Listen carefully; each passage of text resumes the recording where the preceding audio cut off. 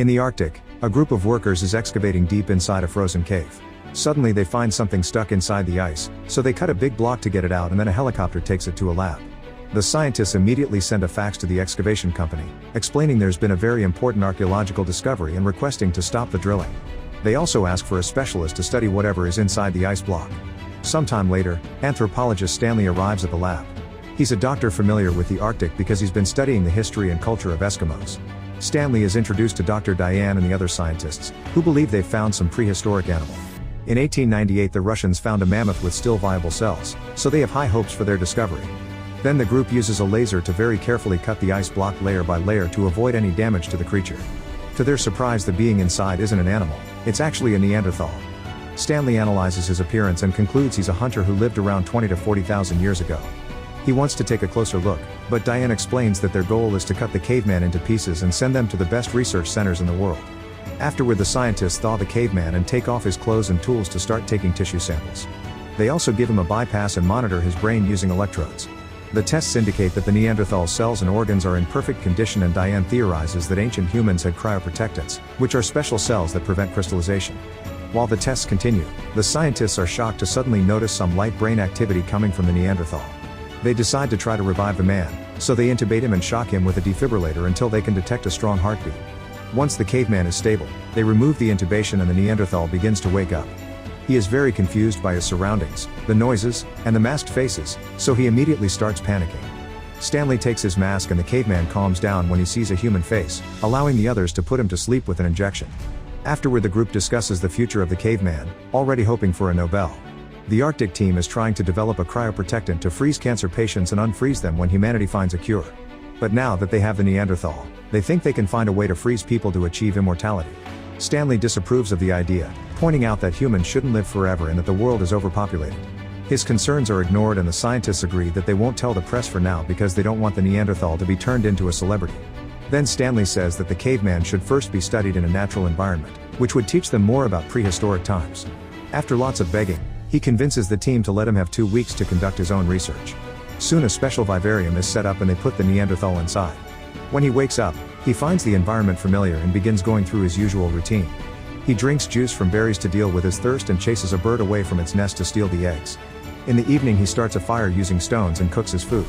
In the mornings he washes his body under a waterfall before he goes hunting with a spear he builds himself. He makes a bunch of noises that get the attention of a wild boar who tries to attack him, but the caveman dodges it at the last second and the boar gets stuck between rocks, allowing him to kill it. Later while he's fishing, he accidentally finds a hose and breaks the end, confused by the metal. After lots of sniffing and licking he starts following the hose, pulling it out from the ground until he reaches a metal door. He shakes it until he manages to open it, so the scientists rush to close a second door to keep him from entering. The creatures from the lab start roaring as the scientists begin making lots of noises to scare the man away. Furious, the Neanderthal climbs the waterfall and finds the machine that powers it. He starts screaming as he tries to break the machine and hits the wall, so a scientist enters the vivarium and shoots him with a tranquilizer dart. Then they put him on a stretcher to take him to an operation room, where they will take a bunch of samples as they originally planned. Stanley freaks out and reminds them that his 2 weeks aren't over yet, but Diane tells him to accept things as they are. In the evening Stanley shows Diane a video showing different tribes capable of dancing while stepping on flames, but Diane says it's just a nerve block. Stanley points out that only explains the lack of pain, not the lack of blisters on the skin. Next he fast forwards the video to find a scene where an indigenous man is putting needles in his friend's face. Since there's no blood, Stanley thinks they're producing some chemical that protects their tissue. He theorizes the caveman produces his own chemical as well and convinces Diane to let him study him some more. Once the Neanderthal is back in the vivarium, Stanley enters it too without carrying any weapons or objects to avoid scaring him.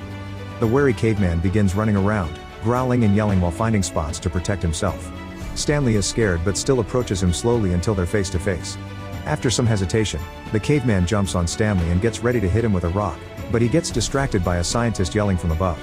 Since Stanley doesn't try to defend himself, the Neanderthal drops the rock. Then he takes a closer look at Stanley, noticing how different his body is from his own. The man puts his fingers in Stanley's mouth, pulls at his clothes, and squeezes his groin to confirm he's not missing certain parts. Stanley screams in pain and the Neanderthal backs off before introducing himself as Aru, which Stanley changes into Charlie. In return Stanley teaches him to say his name and even makes Charlie laugh. Noticing the scars on his chest Stanley asks about them and Charlie calls them Beta while pointing up. The shape of the scars and the gesturing makes Stanley think it means bird. Charlie steals Stanley's cross necklace and after biting it, He begins repeating some words and gesturing with his hands, but Stanley can't understand what he's trying to say. The next day linguist Mabel arrives and Stanley shows her the recording of his conversation with the caveman, but she'll need more to fully understand it. Then Stanley starts spending time with Charlie and learning many words in his language for simple things like rock, frog, and bone. Charlie also shares his food with him. In return, Stanley teaches him easy words in English. Mabel watches everything on the cameras and is impressed by Charlie's extensive vocabulary. One night while they sit by the fire, Stanley starts singing a song. Charlie likes it and encourages him to keep going. While playing with the bones from his meal, Charlie makes some noises to happily sing along. Sometime later the scientists put Charlie to sleep again to take more samples and start a new experiment. He's put inside a special chamber at a very low temperature. Hopefully this will activate the cryoprotectants and make it easier for the scientists to extract them. Stanley keeps on protesting, saying they're killing Charlie and that he doesn't deserve to be treated like a lab rat. Charlie's heartbeat starts slowing down and the scientists have no choice but to get him out. Afterward in the vivarium, Charlie keeps yelling in anger at Stanley because he isn't happy about all the experimenting and new scars. Suddenly he jumps and pretends to attack Stanley, hitting the ground with his spear before poking his own chest. He's asking Stanley to help him self-delete, but Stanley refuses to do it, and after some struggle he leaves the vivarium. Later in private, Stanley asks Diane for help. All the studies are slowly alienating Charlie and causing them to lose contact with him. Stanley wants Diane to go to the vivarium with him because perhaps the presence of a woman will help him calm down. When they enter the vivarium, Charlie's hands are wounded and he's using rock powder to draw the bird from his scars on the ground. Diane is very nervous and gets scared when Charlie immediately runs to her for a better look. After some sniffing he shares his food with Diane, and she eats it not to offend him even though it's made of bugs. Then Charlie keeps on touching, being friendly at first but soon trying to look at her groin too. Stanley immediately stops him and the men yell at each other, so Stanley has to use the Neanderthal word for mind to make Charlie back off. Then Charlie brings some objects from his cave to exchange them for Diane, so Stanley has to turn him down. Looking at Diane puts Charlie in a sad mood and he repeats the same words over and over. When Mabel analyzes this, she thinks she's found Charlie's word for woman, but there's something else she can't quite understand.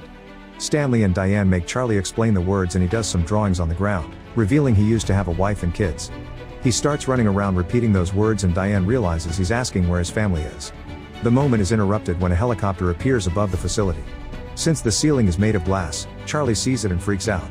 He starts climbing up the rocks while repeating beta, his word for bird. The scientists immediately tell the helicopter to leave, but Charlie won't calm down. He climbs to the top of the vivarium and keeps screaming beta at the ceiling. Sometime later Stanley visits a tribe of Eskimos and shares the words he heard from Charlie, which the group recognizes. Stanley rushes back to the lab to share his discovery with Diane. Beta refers to Sedna, the legend of a large bird that acts as God's messenger and carries people to heaven or hell depending on their behavior. He theorizes that Charlie's tribe went extinct when the magnetic pole flipped and killed all the animals in the area. Charlie probably felt it was a punishment from God and went on a dream walk, meaning he went out to find the bird and offer himself in exchange for the return of the animals. Charlie now thinks the helicopter is Sedna, so there's no way they'll calm him down. 34 hours later, Charlie is wearing all his clothes, tools, and various trinkets Stanley gave him the past few days.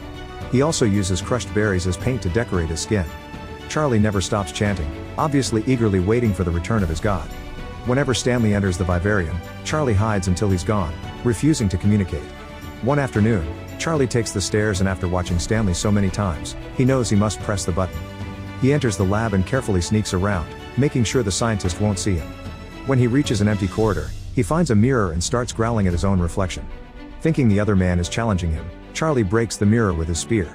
Then he hears a voice in the speakers and runs through the corridor in fear until he reaches the room with all the lab animals. As he checks out the bird, the bear growls, so Charlie keeps on moving. As he tries to take the next corridor, he crashes against the glass doors. He quickly tries again and the doors open automatically, allowing him to enter another room. At that moment he gets scared when he hears a vehicle moving, so he hides behind a copy machine. However, Charlie accidentally activates it and gets afraid again, so he runs. After getting startled by the elevator, he enters a lab and breaks a jar with acid, which slightly burns his hand. At that moment the scientists turn off the lights, causing Charlie to panic. He starts climbing on the furniture, only to keep slipping and breaking equipment. A scientist hears the noise and comes inside as he turns the lights back on. Charlie is startled again and immediately attacks, killing the man with his spear. Then Charlie begins running once more, going crazy when he suddenly hears the alarm. He crosses a random door and finds a tunnel that gets colder the further he goes. When he finds the fire exit, he quickly goes through it and finally makes it outside. He sees the helicopter and chases after it, so the pilot hits him with the skis to knock him out. The scientists finally show up and rescue Charlie, bringing him back inside. Moments later they look at the x-rays, which confirm Charlie has no broken bones or head injuries. The scientists are furious with Stanley, blaming his research for the death of their colleague. They announce the experiments are over and Charlie will be transferred to another facility. Stanley tries to explain Charlie will die if he's kept in a cage, but his concerns are ignored. Refusing to give up, he secretly makes a deal with the guy guarding the door. Soon Stanley enters the vivarium with a bunch of furs. Once Charlie is properly protected from the cold, Stanley takes him out for a walk. The scientists realize they're missing and go looking for them by following their footprints in the snow. As the duo keeps going, the ice shelves start falling and a crevasse suddenly opens in the ground, separating Stanley from Charlie. When the helicopter finally finds them, Charlie gets excited and yells "Beta" before jumping. He manages to hold on to the chopper's skis and happily chants during the flight. One of the pilots tries reaching for him, so Charlie lets go of the skis and falls, gliding for a few miles in a rather good mood before he meets his end. Make sure to subscribe and turn on notifications so you can watch more videos like this. Thanks for watching.